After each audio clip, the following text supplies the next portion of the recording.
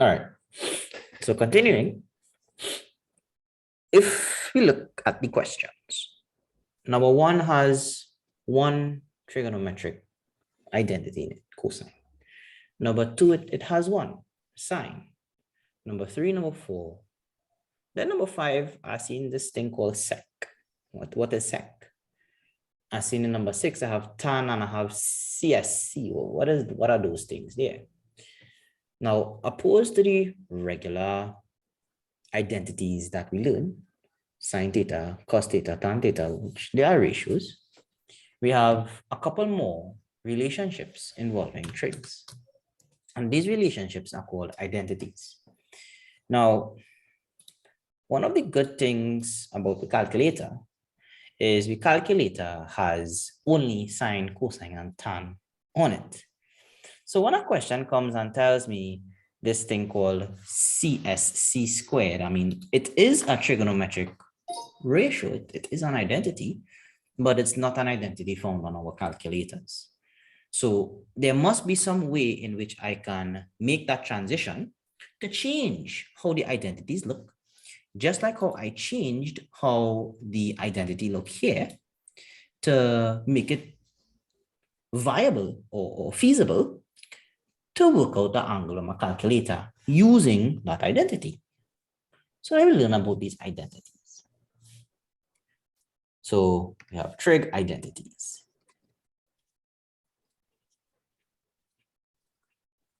Now, for CXC, you all only need to know 4 of the identities. But it's good to know all 6, right? Very, very good to know all 6. We will be proving the bigger ones. And if you can do the proof for the bigger ones, you can use it in CXC, but you have to prove it before you use it. Now we will go through the proof. The proofs are super, super easy. So the first trig identity is an identity relating sine of theta and a new identity called cosec theta. So sine theta is equal to 1 over cosec theta. We can manipulate this however we want. If I rearrange, I can say, and you can do the rearranging on your own to show it, cosec theta is equal to 1 over sine theta. If I multiply both sides by 2, I can say 2 cosec theta is equal to 2 over sine theta, and so on and so forth. Now, whenever you're using these identities, you need to recall the base identity, then do any alterations to it. And you'll see what I mean when you start substituting these things into equations. The second identity is cosine theta is 1 over sec theta. I can manipulate it as well and say, here was the scene. Sec theta is 1 over cosine theta. Now, sine is an abbreviation for S-I-N-E. Cosine, C-O-S is an abbreviation for C-O-S-I-N-E, cosine. Cosec is an abbreviation for cosecant. Sec is an abbreviation for secant. And the last one, tan theta is equal to 1 over cot theta. Cot is an abbreviation for cotangent. I can manipulate it and say, well, you know, cot theta is equal to 1 over tan theta. So I'm going to prove a real easy proof here. Super, super easy. Relating tan theta in terms of sine and cosines. So we have, good Lord. We have a right angle triangle. If I can just get it to draw properly. Good. I have a right angle triangle and I'm going to call the triangle A, B, C. And I'm going to label this fella here as theta. So there's a nifty little proof. This is little a, this is little b, and this is little c. Well, sine theta is opposite over hypotenuse. Cosine theta is adjacent over hypotenuse. And tan theta is opposite over adjacent. Now there's an identity that says sine theta over cosine theta. This is equal to C over A divided by B over C, which is C over A multiplied by C over B. C over A. Good. A over B. Nice. Very good. Good. A cancels with A and I get C over B. So B over A. And C over B is equal to tan theta. So I have an identity that says sine theta over cosine theta is equal to tan theta. I can extend this and I can say that, you know what, cot theta is cosine theta over sine theta. These are two of the identities that is like a by the way, but it's super helpful to know them. Super helpful. Now, I like to call these identities 1, 2, and 3 the small fellas of our identities. So if we have small fellas, we have big fellas. And the big fellas stem from another proof. Now, the next proof, I'm going to show the proof first, then I'm going to quote the theorem.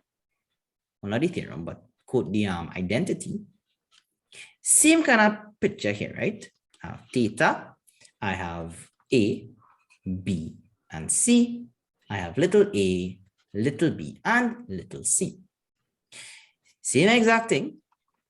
Sine theta is equal to opposite over hypotenuse.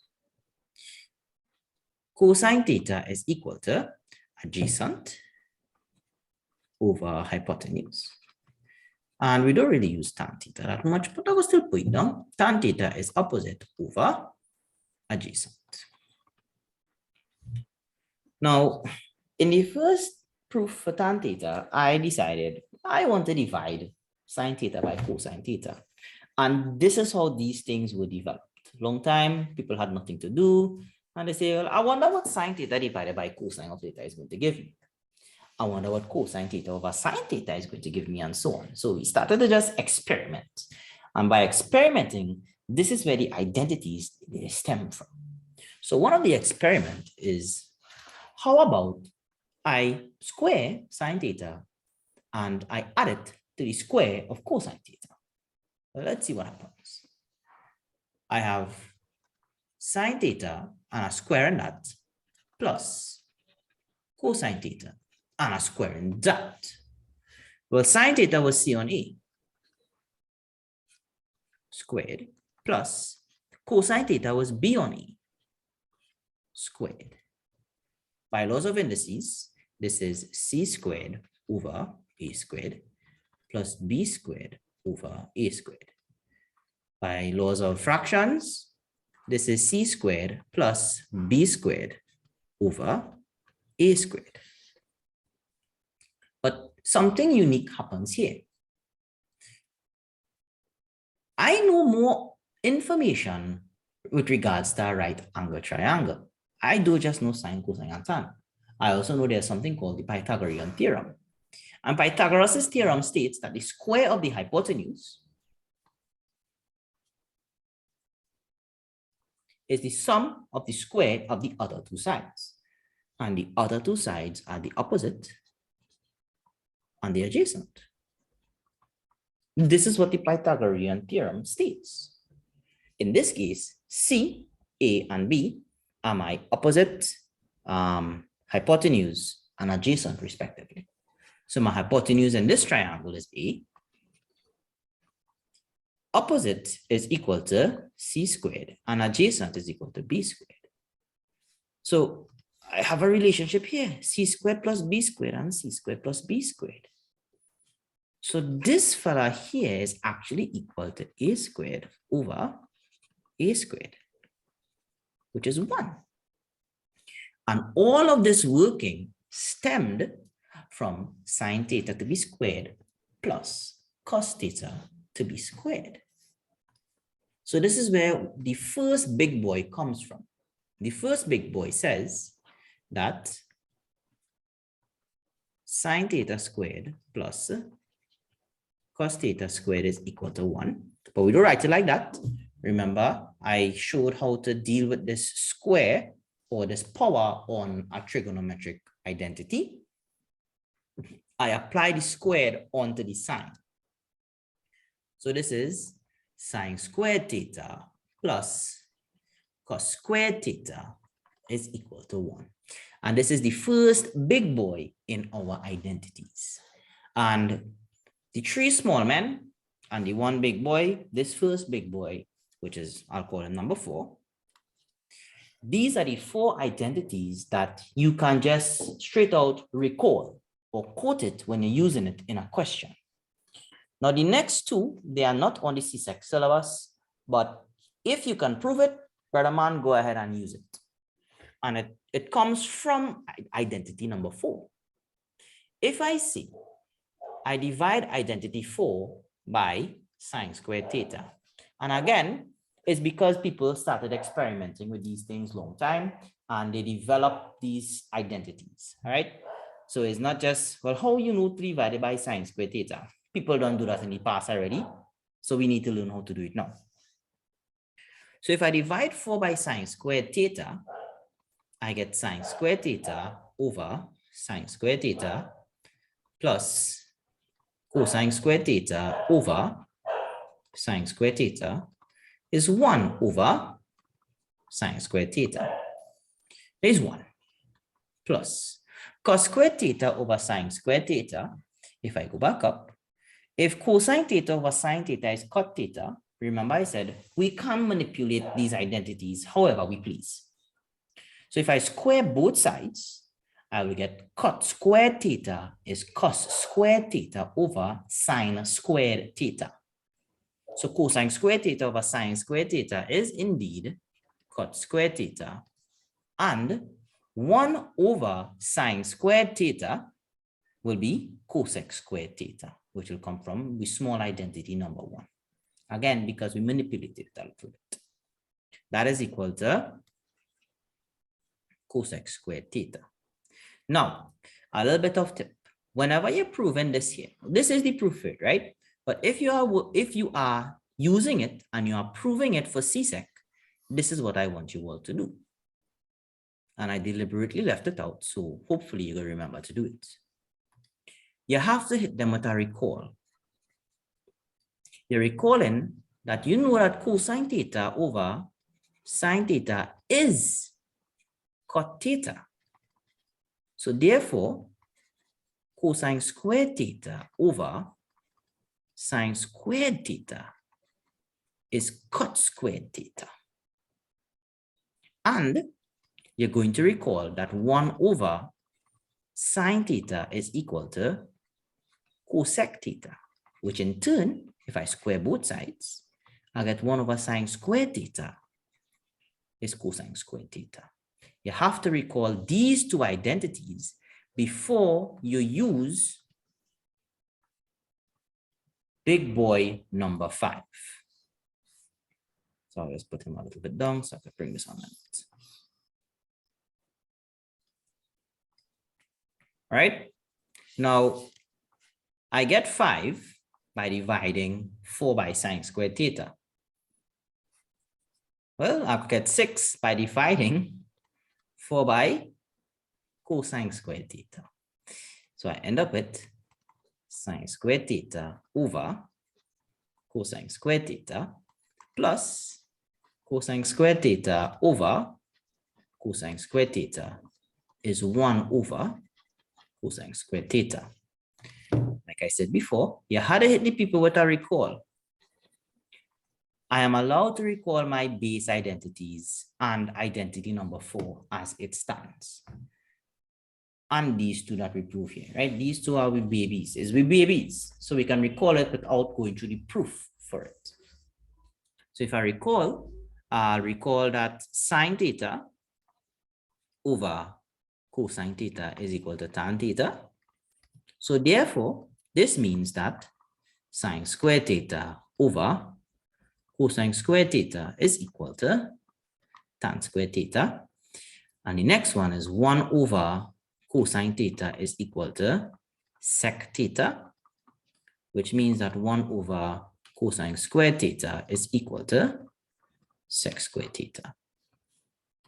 Jam them in my identity, I'll get tan squared theta plus 1 is equal to sec squared theta. And this is the big boy number 6. Now, for this particular worksheet, we have combinations of a whole set of trigonometric identities. So for example, when I have 2 plus sec theta, right? I'll just give you all a quick thing here. 2 plus sec theta is equal to 0. Well, I know that how, if I rearrange it, sec theta is minus 2. First things first, sec theta is minus 2. I recall, you can make the recollection any way you want. Sec theta is equal to, I'll go down. Sec theta is 1 over cosine theta. It's 1 over cosine theta. So I'll have 1 over cosine theta is minus 2. I hit them with a little bit of rearranging. I cross multiply and then I divide by minus 2. And I end up with cosine theta is minus 1 over 2. So I started with sec and I did some substitutions using identities and I ended up with cosine theta, which is an identity we can use from our calculator. For number 6, tan theta multiplied by, that CSC is cosec theta. So I'll have to change tan theta in terms of sine and cosine. I'll change cosec in terms of sine or cosine. Some cancellation is going to take place and I'm able to solve my identity from there.